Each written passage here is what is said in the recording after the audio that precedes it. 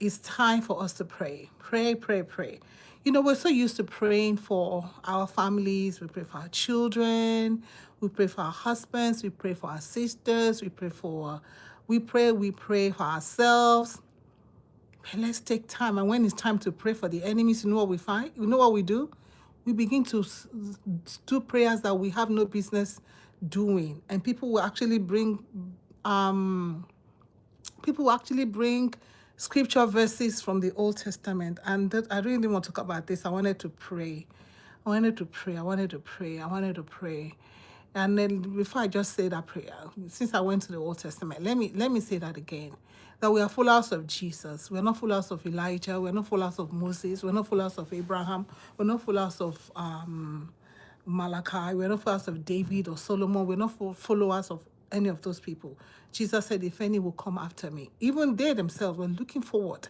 In the book of Hebrews, said they were all looking forward to this Jesus. And then we come to this Jesus, and then we begin to want to follow them. No, we're not supposed to.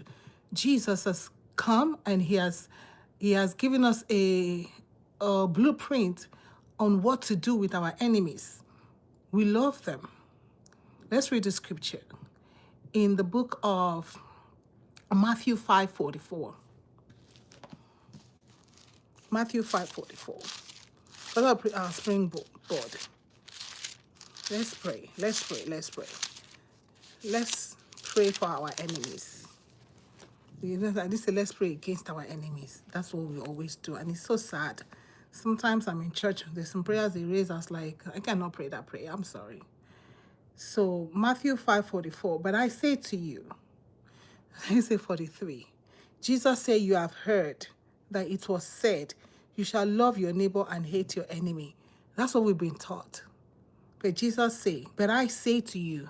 I love this Matthew 5, 6, and 7 because you hear Jesus say, but I say to you, love your enemies and pray for those who persecute you. So today we're going to pray. It's not a very popular prayer. When was the last time you prayed for your enemies? You know, sometimes I decided to do this here. Not really, this is not even concerning my enemies. But if somebody say, God bless you, coming in 2026, and now I'm starting to tell people, God bless you more. And then they look at me like, and somebody say, oh, have a good day. I say, oh, you have a better day. And they're like, who? What? I'm like, yeah, you have a better day.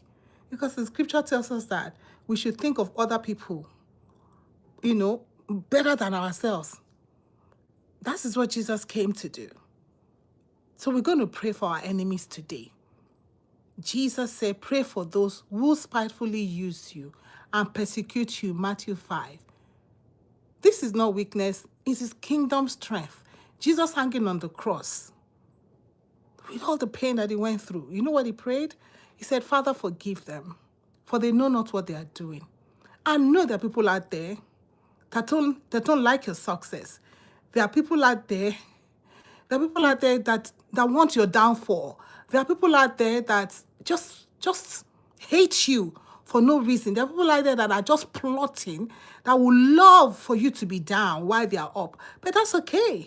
That's okay because the scripture tells us that this world is passing away. You know, there's a big amount that came up from my account. I just thought about it. I say, you know what? This world is passing away. So nothing really means anything to me. You must come to that point where nothing really means anything to you. In that way, nobody can hold you ransom. Nobody can hold nothing over your head.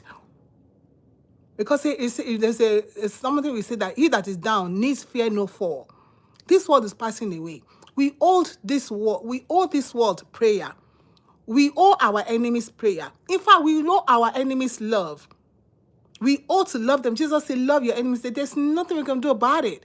He said, pray for your leaders. There's nothing we can do about it. He did not say pray for your good leaders. He did not say pray for your bad leaders. He said, simple. He said pray for all men. And where's that scripture? In 1 Timothy 2, verse 1 and 2. He says, I urge that supplications and prayers, intercessions and thanksgiving be made for all men. Did you hear that word? All men. So let's take a moment. This is enough of my talking, but we're going to pray. Pray with me today. You may not know your enemies. Good for you if you don't know your enemies. If you know your enemies, they're in the back of your mind. Just pray for them. Pray that God will have mercy on them. Jesus hanging on the cross. We're going to follow Jesus. Jesus, you were hanging on the cross. And you prayed for those that were crucifying you. You prayed for your enemies. You said, forgive them, Father, for they know not what they are doing. Father, we want to thank you tonight for this opportunity to come and lift up a prayer for our enemies. This is what you want us to do. Pray for those that persecute us. Right now, there are so many Christians who are being persecuted all over the world. The world will want us to get up and get a weapon, but our weapon is prayer. Our weapon is to pray for these persecutors. Our weapon is to pray for those that despitefully use us. It is very contrary to the way of the world. But we see in your word that your word says that the ways of God are not the ways of man. That the way that God thinks is not the way that we think. And we see it in our Jesus, our Savior. We see that He showed us. He came to teach us and to show us. This is what Jesus began to do and to teach. He surrendered himself. He surrendered himself to go to the cross. Father, not minding that he was one with you, but he decided to go to the cross for us. Father, today, we take our stand and we pray for our enemies. Father, we say, have mercy on them, for they know not what they are doing. They know not what they are doing. The scripture said that if only they had known, they would not have crucified the Lord of glory. They do not know why they are persecuting us. They do not know that they are instruments in the hands of the enemy. They do not know. They are thinking that whatever we do will make us turn our backs against you. They do not know that we are rooted and grounded in you. They do not know that they are bringing a curse on themselves. But we are praying today for them, that you will have mercy on our enemies. Anybody that is looking for our downfall, Father, have mercy on them.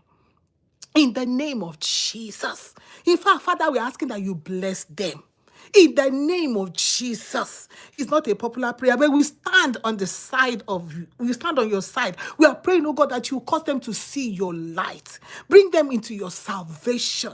The same way you have had mercy on us, that you make us to taste of your kindness of salvation. We pray, oh God, that these ones also, even when they carry gun, that just that man and his son, that just carry gun and began to spray in the Hanukkah, it's only that he lacks understanding. He lacks the kind of, to know the kind of God that we serve. Father, we are asking, oh God, how would a man carry his son? Let us go and buy people. How would he? Father, but we are praying today because he knoweth not what he's doing. We pray today, Father, for as many out there who just have hate in their heart. Lord Jesus, you are the one that can change a heart. We ask, oh God, that you save the unsaved today. Father, release the spirit of repentance upon this world. You say we should pray for all men. We pray for them today. We pray for that co-worker that wants to get somebody fired. We pray in the name of Jesus, Lord, that you will have mercy. Father, have mercy in the name of Jesus. Father, we just thank you. We give you praise for the opportunity you have given to us to lift our voices and pray. We pray for our leaders. We hold our leaders intercession. Father, we lift our leaders before you. Because they are doing what they are doing. They are getting all the money and living large with their family. They are enemies of the poor. But Father, we standing today and praying for them too. Have mercy on them, for they know not what they are doing. They do not understand that this world is passing away. They do not understand that empty we came into this world and empty we will return. Because if they do understand, they do not understand that you bless those that take care of the poor. Because if they do, they will not do what they are doing. It is lack of understanding and knowledge. So we come to you today, Father. Have mercy. Father, this is our prayer for our enemies. In Jesus' name, amen. My beloved, wherever you are today, pray for your enemies. God commands us to. You see, it is a command. It is not something that we have a choice for. I was just vacuuming. I just said, oh, no. And I kept thinking of people who are doing me stuff right now. I just say, you know what? Let me go and pray for my enemies. Who does that? Who does that? Stephen was being stoned. And Stephen said, forgive them. Forgive people. Pray for them. You say, but I cannot forgive them. Well, pray for them. You know, forgiveness is a command. I will say, oh, it's a gift, it's a gift. No, it is a forgiveness is not a command. It's not a gift that you give to people. No, forgiveness is a command. Let me say that again. As a child of God, forgiveness is not a gift. You know, that is the lie of the devil. We just come up with all this stuff. Forgiveness is a gift. No, I think I probably might have said it sometime too. But forgiveness is a command. Jesus said, forgive your enemies as your Father. So that your Father can forgive you. Forgive us our sins as we are forgiving those who have sinned against us. It is a commandment. If somebody wrong you 70 times 7, the scripture tells us what? Forgive. It's a commandment. It's not a gift. It's not, if you are forgiving somebody, you are giving them a gift. No, you're simply obeying God. And there's power in obedience. How are we going to survive? The times are going to get harder. I keep telling people, we are just in the beginning of birth pangs. It's going to get harder. How are we going to survive this hard time? Is through obedience to the word of God. So I'm encouraging you today. I got to go back to here. Pick up the scripture. Study it and read it. We are commanded to pray for our enemies, to love our enemies, to pray for our leaders, to...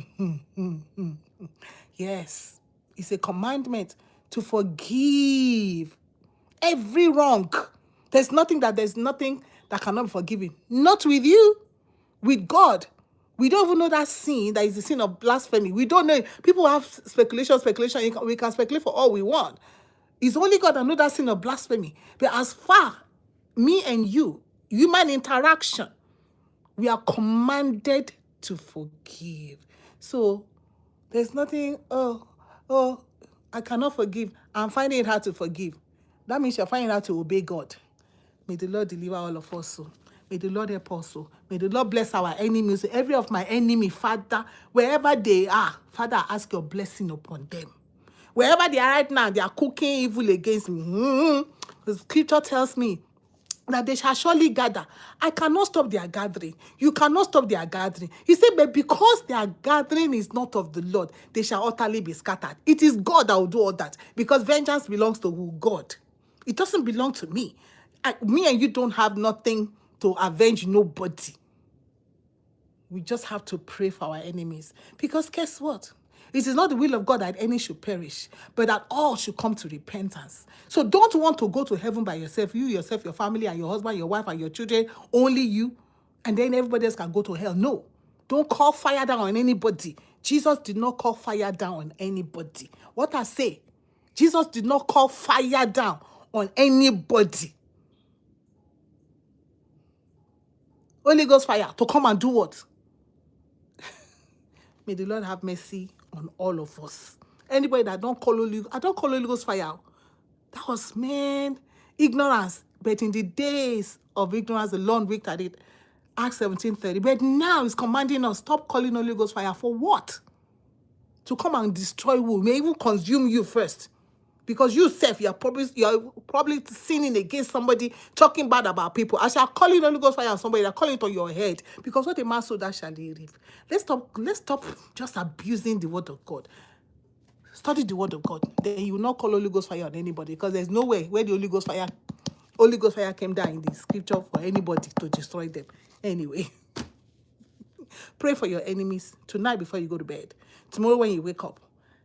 Make it a point of duty to include your enemies in your prayer. All right? God bless you.